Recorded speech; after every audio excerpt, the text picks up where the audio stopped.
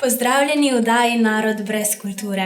Danes med nami pozdravljam Žigo Kumpa, organizatorja in koordinatorja kulturnih programov v Kulturnem domu Krško. Pozdravljeni. Pozdravljeni. Kakšno je vaše mnenje? Se vam zdi, da kultura potrebuje bolj nas ali mi potrebujemo bolj kulturo? Pravzaprav v tem vprašanju sam niti ne vidim neke dileme. Mi namreč smo kultura.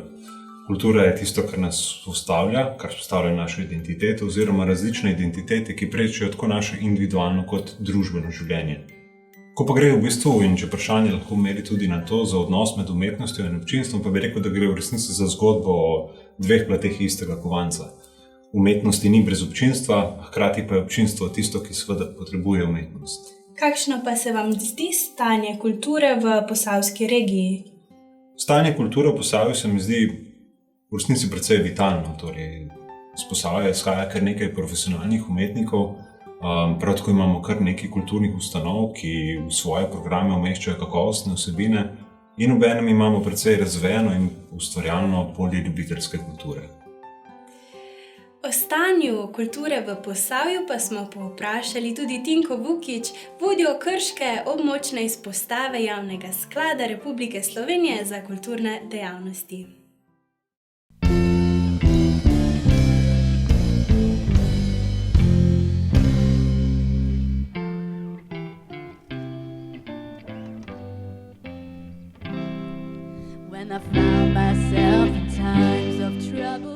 Ob tednu ljubiteljske kulture 2021 smo pripravili poseben projekt, kjer v ospredje postavljamo instrumentalno glasbo in literaturo.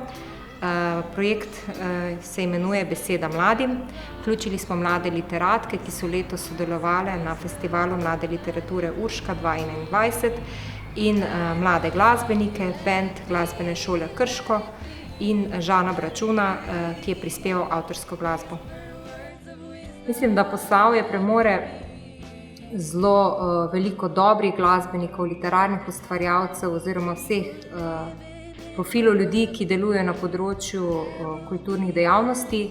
Naše delo na območni izpostavi obsega organizacijo različnih kulturnih programov in dejavnosti. Predvsem se osredotočamo na izvajanje izobraževalnih vsebin za otroke in mladino, saj smo zaznali v okolju veliko potrebo po teh dejavnostih.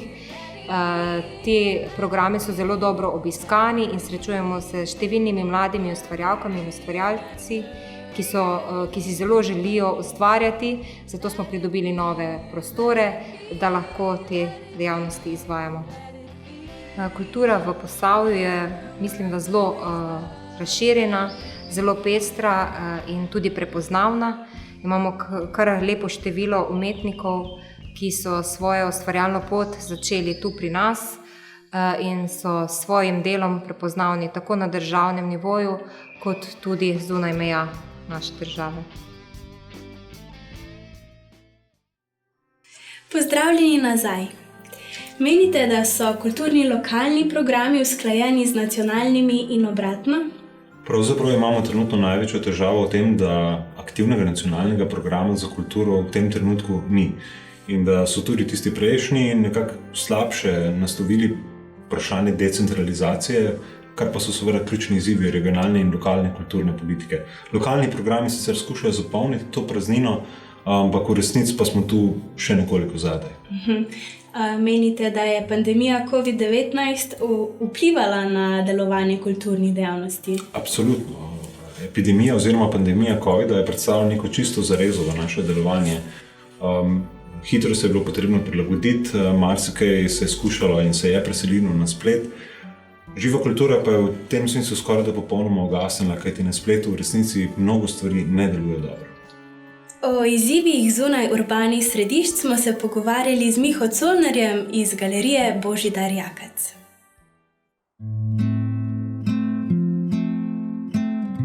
Fokus galerije Božidar Jakac je v zgodnjem modernizmu. Skratka, vse, kar se je v Sloveniji dogajalo po prvi svetovni vojni, pa vse do danes. Ne? Tako da ja, danes obratujemo z 10 stalnimi razstavami in s 4 občasnimi razstavišči. Je ena najstarejših galerij oziroma muzejev. Gre za regionalni muzej ali pa tako imenovan pooblaščeni muzej, ki v bistvu upravlja funkcijo hranjenja umetniških del 20. stoletja, po drugi strani pa tudi organizacije razstav sodobnih umetnosti. Seveda, mislim, tako kot pravijo, ne, da če si na periferiji, moraš biti dvakrat boljši od onega, ko je v centru. Ne. Mogoče to zdaj malo pretirano označba, ampak dejansko se moramo za medijsko pozornost veliko bolj boriti kot nekdo, ki je stacioniran v Ljubljani ali pa v Mariboru ali pa v Zagrebu. Po drugi strani pa ponujamo nekaj drugačnega, ne, kot recimo ta urbana središča, in to je ravno ta stik, ne, med naravo in kulturo. Res pa je, ne, da se zaradi tega v bistvu dinamika delovanja galerije malo spremeni. Ne. Več obiskovalcev je poleti kot po zimi, več obiskovalcev je za vikend kot med tednom in tako naprej. Galerija Božidar Jakac je v bistvu na nek način prvenstveno muzej. Ne. Skratka, prvenstveno gradimo zbirko in predstavljamo zbirko. Druga pomembna dejavnost so seveda te občasne razstave, ki nas držijo v stiku z to sodobno umetniško produkcijo.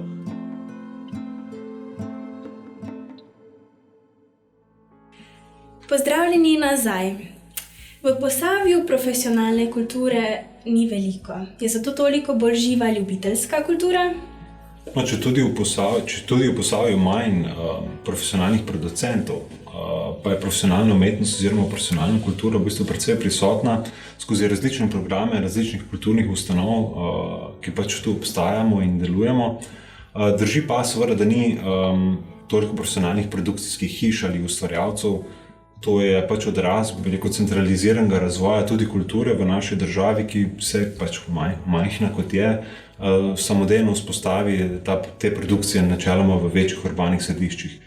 Drži pa, kot ste sami že nakazali, da je pa zelo razvejena in tudi ustvarjalna ljubiteljska kultura, ki ima dolgo tradicijo. Zakaj je temu tako? Pač ljubiteljska kultura sodi tudi v našo nekako nacionalno bit.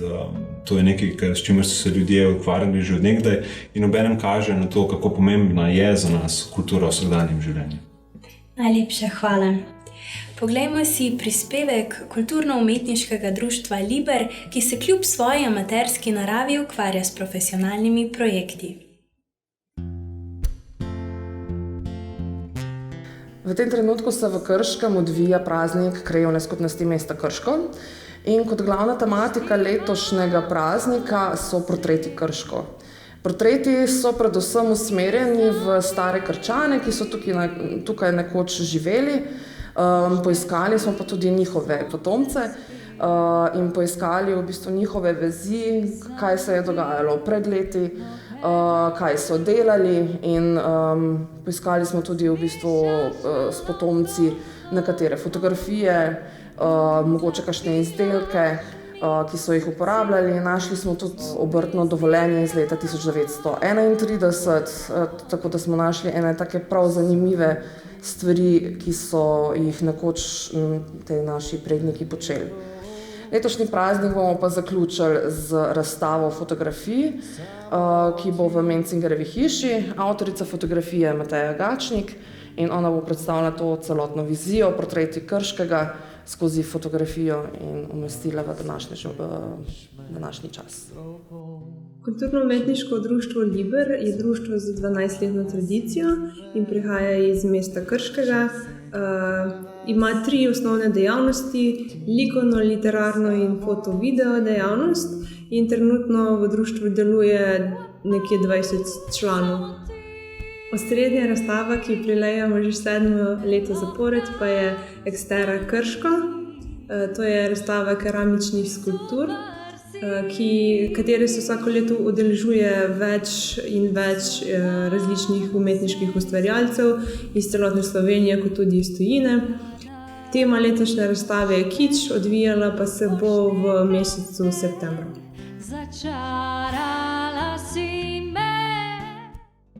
Naša oddaja se na žalost približuje koncu. Hvala Žiki za pogovor. Hvala vam za povabilo. Hvala tudi vam, dragi gledalci, in se vidimo prihodnjič.